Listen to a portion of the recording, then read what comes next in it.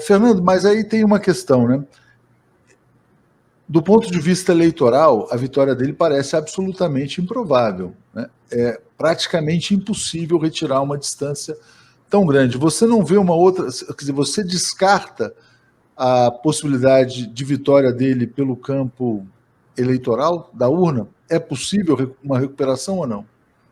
Eu acho que ele, democraticamente, é uma carta fora do baralho. Eu tenho dito isso tenho dito isso em todos os lugares. Ele construiu esse caminho, né? Ele construiu essa situação. Ele efetivamente não. Eu tenho a impressão que não chega ao segundo turno. Agora, as pessoas têm que entender o seguinte: o bolsonarismo é diferente de Jair Bolsonaro. O bolsonarismo é um movimento fascista e o fascismo ele tem uma parte messiânica, tá?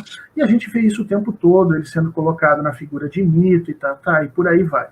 Há uma chance, sim, de você fazer esses votos chegarem a uma outra figura, que eu acho que é o que deve estar sendo pensado nesse momento.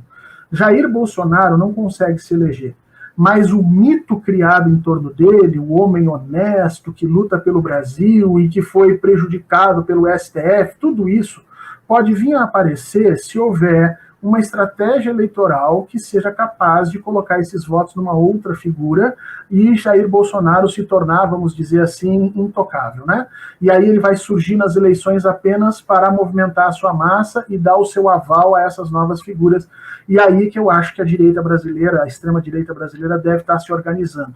Ou como Bolsonaro na condição de vice, ou como Bolsonaro nessa figura intocada, né, que foi prejudicado por todos no Brasil e não pôde governar, mas que continua lutando pelo bem do país. Então, eu penso que Jair Bolsonaro não é um agente democrático, um agente eleitoral, um ator eleitoral viável para 2022, mas acho que ele ainda condensa uma quantidade bastante grande de apoio social e votos, capaz de, com uma boa estratégia eleitoral, alavancar um candidato de extrema-direita à condição de um segundo turno. Então nós temos que ficar atentos a isso, porque eu tenho a impressão que os passos que estão sendo dados nesse momento é nesse sentido. Eu não sei se legalmente, Atush, um dos filhos dele pode concorrer.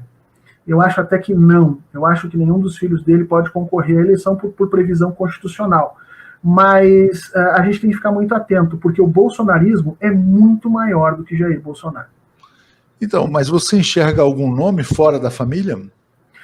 Aí que está, nesse momento, tirando os filhos, né, e as pessoas próximas, ainda não.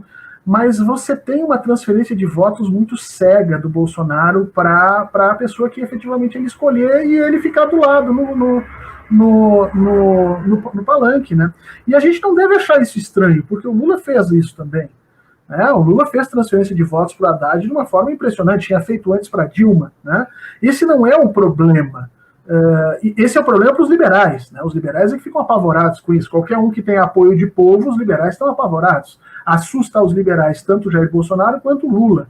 E não por questões morais, mas porque tem apoio da população. E a gente não vai discutir aqui o certo ou errado, só estou dizendo, os liberais se apavoram com isso.